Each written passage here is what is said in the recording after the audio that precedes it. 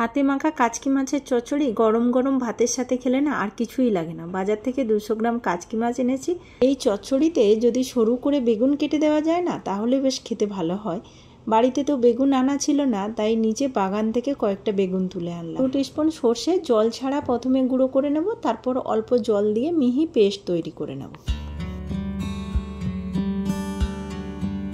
এই মাছের চচ্চড়ি বানানোর জন্য নিয়ে নিয়েছি বেগুন একদম সরু সরু করে কেটে, নিয়ে নিয়েছি লঙ্কা, এদিকে রসুন থেতো করে নিয়েছি, 4টে মতো মিডিয়াম সাইজের পেঁয়াজ কুচু করে নিয়েছি, একটা টমেটো আর নিয়েছি 2টো মিডিয়াম সাইজের আলু একদম সরু সরু করে কেটে। এদিকে নিয়েছি চাল কুমড়ো পাতা, আমি চাল কুমড়ো পাতা দিয়ে করব।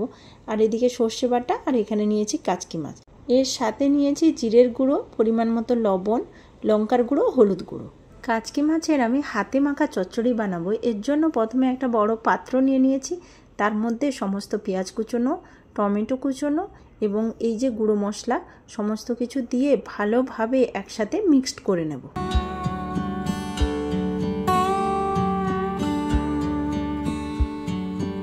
দেখেই বোঝা যাচ্ছে ভালোভাবে মিক্স হয়ে গেছে। এর মধ্যে দিয়ে দেবো রসুন, কুচোনো আলু এবং কুচোনো বেগুন, সাথে চেরা কাঁচা লঙ্কা দিয়ে ভালোভাবে আবারও মিক্স করে নেব। বেশ কিছুক্ষণ মিক্স হয়ে গেলে এর মধ্যে দিয়ে দেব কাচকি মাছগুলোকে ভালোভাবে ধুয়ে জল ঝাড়িয়ে নিয়েছি। এখন এর মধ্যে দিয়ে দেব 1.5 টিস্পুন মতো সর্ষে বাটা এবং 5 টিস্পুন মতো সর্ষের তেল। যেহেতু চচ্চড়িটা হাতে মাখা হবে, এখানে কিন্তু সর্ষের তেলটা খুবই প্রয়োজন। সমস্ত কিছু উপকরণ দিয়ে আবারও বেশ কিছুক্ষণ ধরে মেখে নিতে হবে। এখন কিন্তু বেশি জোরে মাখা যাবে না, তাহলে মাছগুলো একদম ভেঙে যাবে। বেশ সুন্দর মাখা হয়ে গেছে। অন্যদিকে কড়াই বসিয়ে কড়াইয়ের মধ্যে চাল কুমড়োর পাতার একটা লেয়ার তৈরি করে নিতে হবে। চাল কুমড়ো পাতাগুলো কিন্তু যত নরম হবে খেতে ভালো হবে। যেহেতু এখন চাল কুমড়ো পাওয়া যায় না, মানে সিজন শেষ হয়ে গেছে, গাছগুলো পুরো মরমর অবস্থা, তো সেই কারণে অত নরম পাতা পাইনি। আর পাতাগুলো একটু সাইজ ছোট হয়ে গেছে, একটু বড় পাতা হলে ব্যাপারটা ভালো হয়। তো পাতা বেছানো হয়ে গেছে।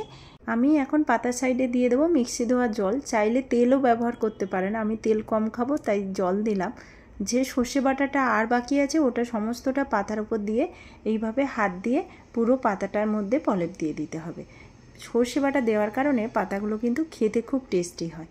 এই পুরো প্রসেসটা কিন্তু একদম গ্যাসের ফ্লেম লোতে রেখে করতে হবে। অল্প পরিমাণ লবণ ছড়িয়ে দিলাম যাতে পাতাগুলো খেতে খুব টেস্টি হয়।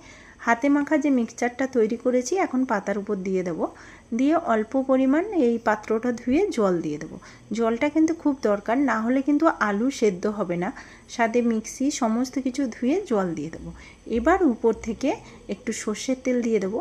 এখন উপর থেকে চাল কুমড়ো পাতা দিয়েও পুরোটা কভার করে নেব এবং ঢাকনা দিয়ে মিডিয়াম আঁচে হতে দেব।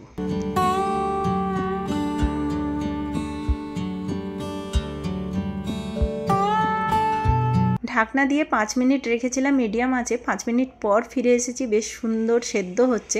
পাতাগুলো উপরটা একটু মজে গেছে, তো আর কিছুক্ষণ হতে দেব। আবার ঢাকনা দিয়ে 2 মিনিট মতো রেখে দিয়েছিলাম। 2 মিনিট পর ফিরে এসেছি, বেশ সুন্দর নিচের সাইডটা হয়ে গেছে। এখন যেটা করতে হবে, অপোজিট সাইডে মানে সমস্ত মাছটা উল্টে দিতে হবে। এইভাবে উল্টানো কিন্তু একটু চাপ আছে, কিন্তু হালকা হাতে করে নিতে হবে, না হলে অপোজিট সাইডটা হবে না। এইভাবে যদি লোটে মাছ বানান না, সে যে কি টেস্ট, না খেলে বুঝতে পারবেন না। আমার চ্যানেলে লোটে মাছের রেসিপিও আপলোড করা আছে, দেখে নেবেন। উল্টে 5 মিনিট মতো ঢাকনা দিয়ে হতে দিয়েছিলাম। 5 মিনিট পর ফিরে এসেছি। এখন পাতাটা তুলে দেখে নেব কেমন হয়েছে। দারুণ হয়েছে।